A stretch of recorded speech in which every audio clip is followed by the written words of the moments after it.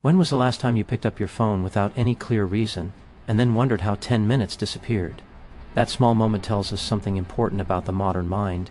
Digital addiction isn't about laziness, lack of discipline, or moral failure. It's about psychology.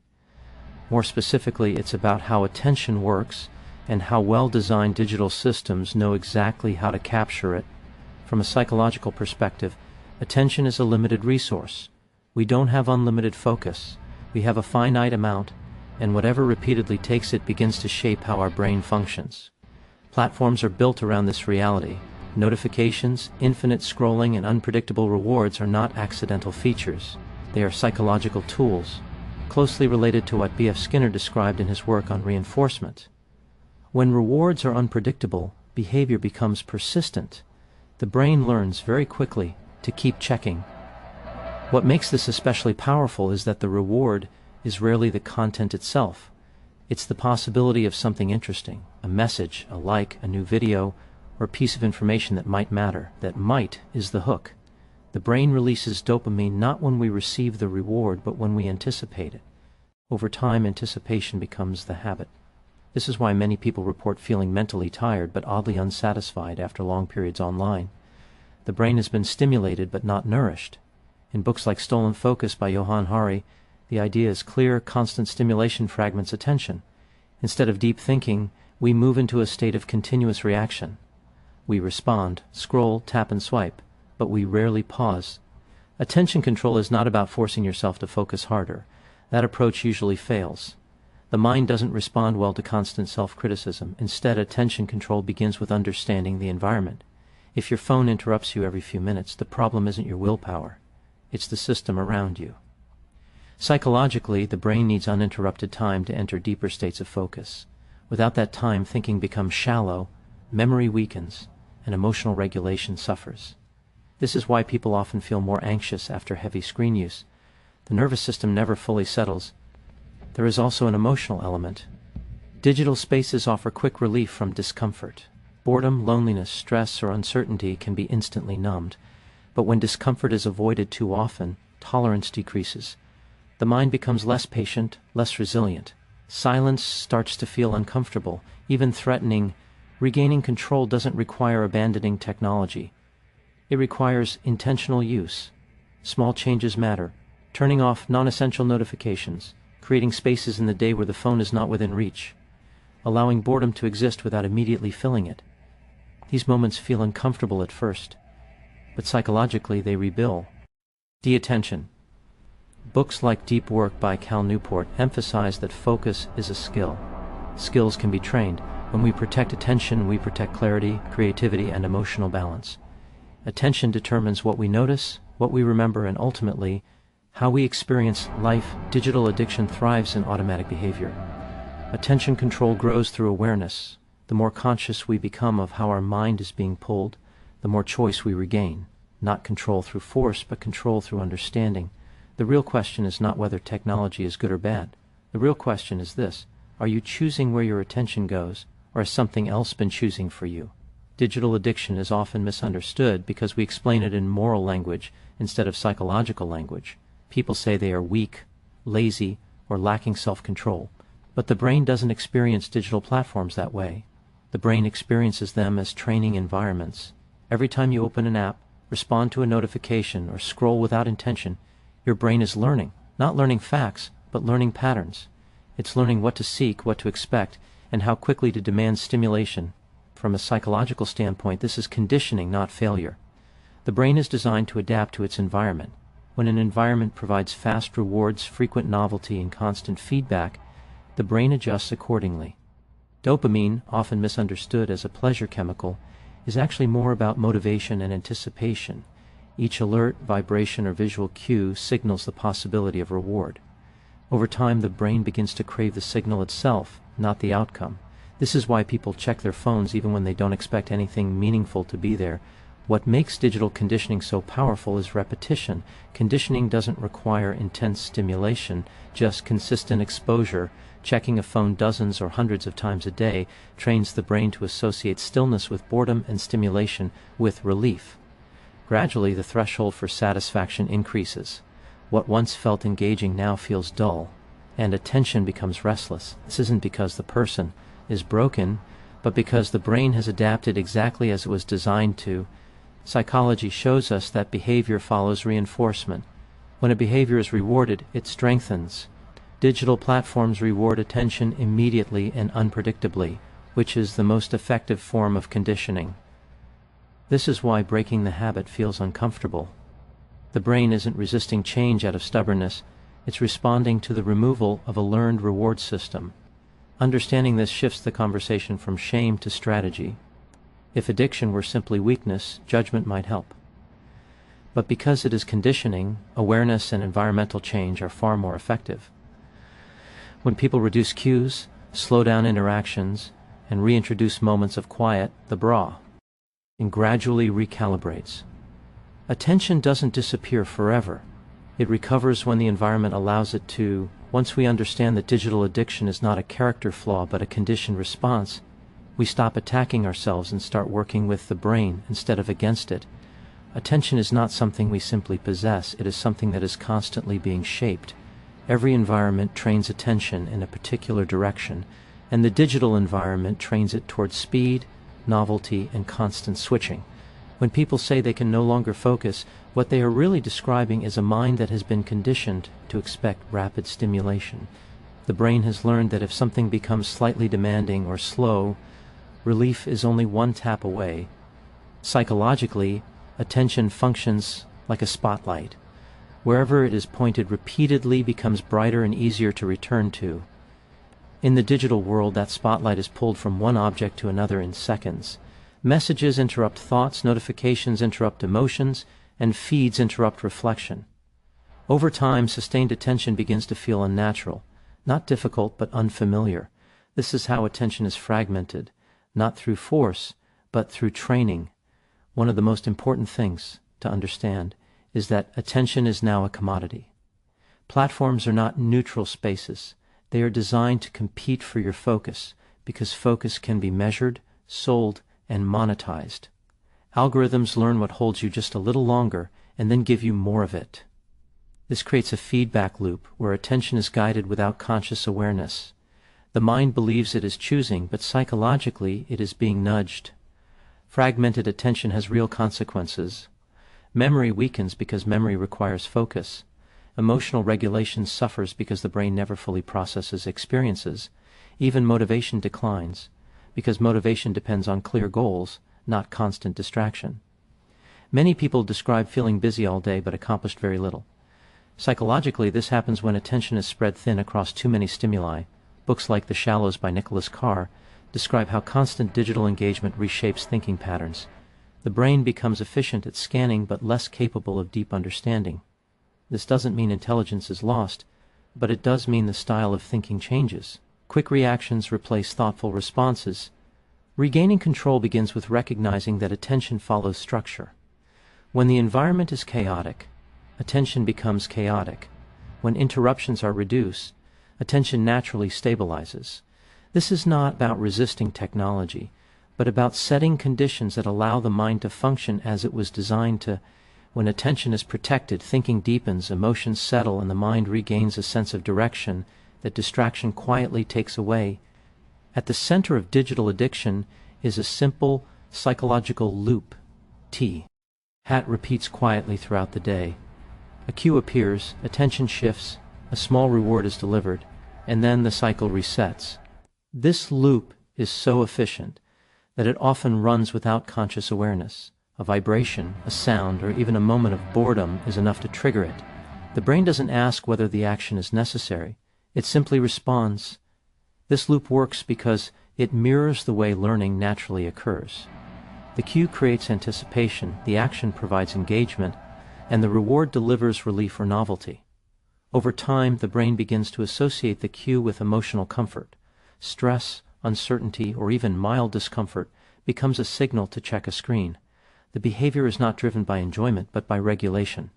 The device becomes a tool for emotional management. What makes this loop difficult to break is that the rewards are inconsistent. Sometimes there is a message, sometimes something amusing, sometimes nothing at all. Psychologically, this unpredictability strengthens behavior. The brain remains alert, hoping the next interaction will deliver something satisfying. Even disappointment doesn't stop the loop. The purpose is fulfilled. Attention can disengage.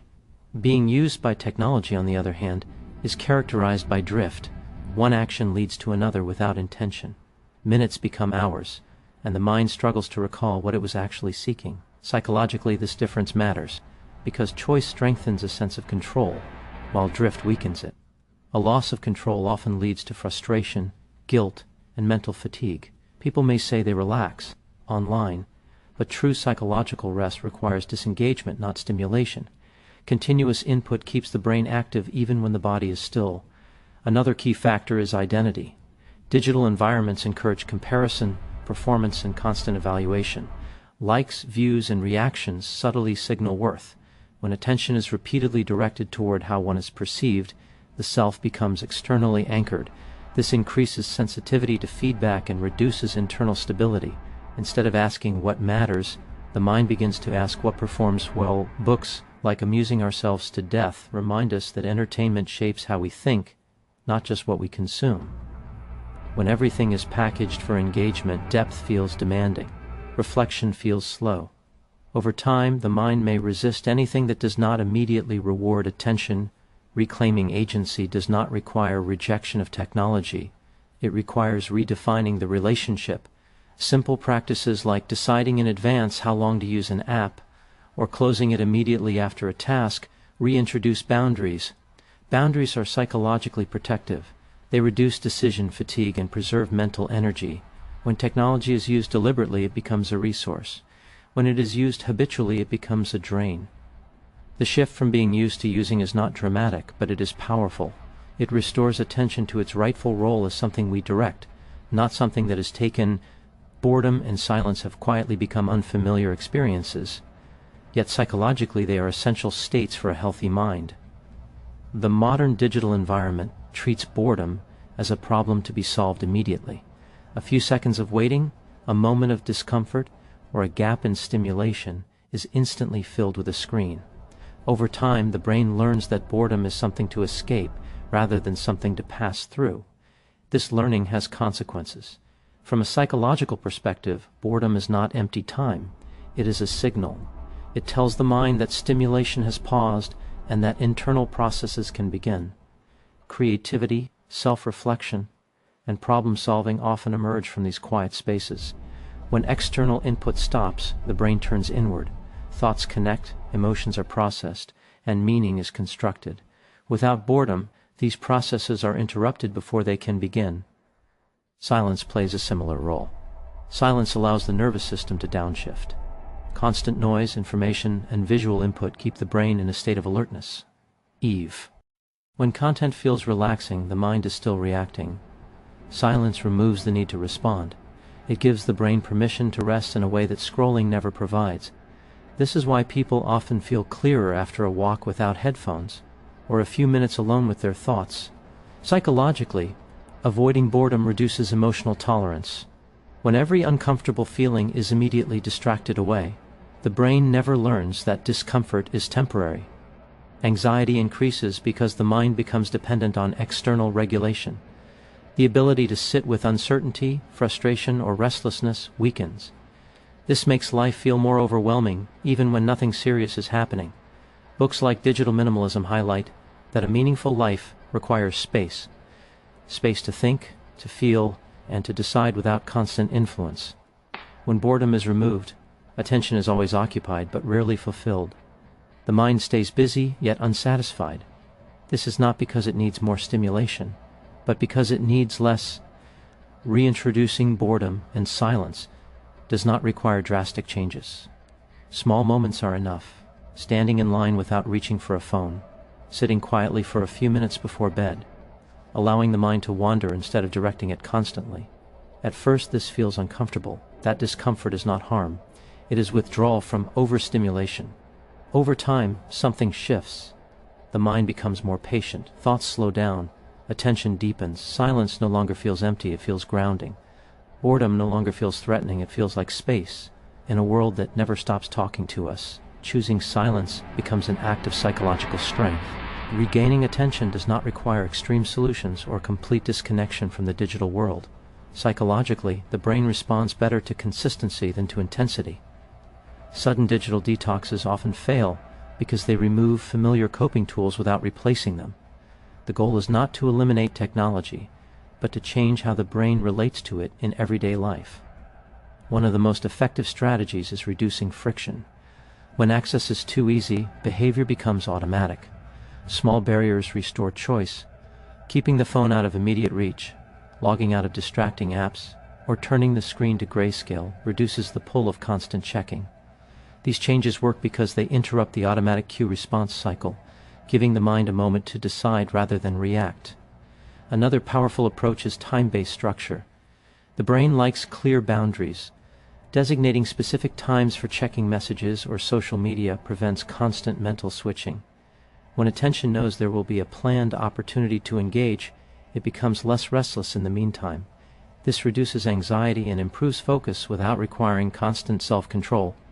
Replacing digital habits is just as important as limiting them. The brain resists empty space unless something meaningful fills it. Reading, writing, physical movement, or quiet reflection provide stimulation of a different kind. These activities engage attention without fragmenting it. Over time, the brain begins to prefer them because they produce a deeper sense of satisfaction, rather than a quick spike of relief. Psychologically, attention strengthens through use. Short periods of uninterrupted focus gradually extend.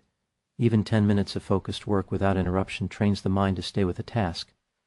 The key is to start small and build consistency. Progress comes from repetition, not perfection. Compassion also matters.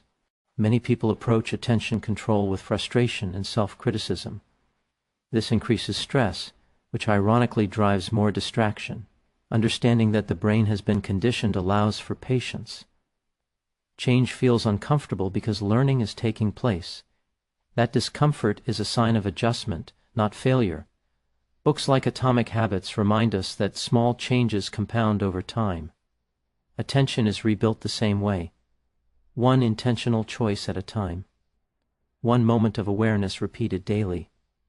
Gradually, the mind becomes calmer, clearer, and more self-directed. Attention does not return all at once. It returns quietly in moments where you realize you are fully present again. As we step back and look at the full picture, one truth becomes clear. Digital addiction is not a personal flaw, but a psychological response to an environment designed to capture attention. Our minds are not failing us, they are adapting. The problem arises when we stop noticing how our attention is being shaped and begin living on autopilot. When attention is constantly pulled outward, we lose access to the inner clarity that allows us to think deeply, feel steadily, and choose intentionally. This speech has shown that attention is powerful because it determines our experience of reality. What we repeatedly focus on becomes our mental landscape. When technology fragments that focus, it fragments our sense of time, meaning, and presence. But the same brain that learns distraction can relearn depth through awareness, small boundaries, and a willingness to tolerate silence. Attention can be restored, not perfectly, not instantly, but steadily. Regaining control is not about rejecting the digital world, it is about redefining our relationship with it.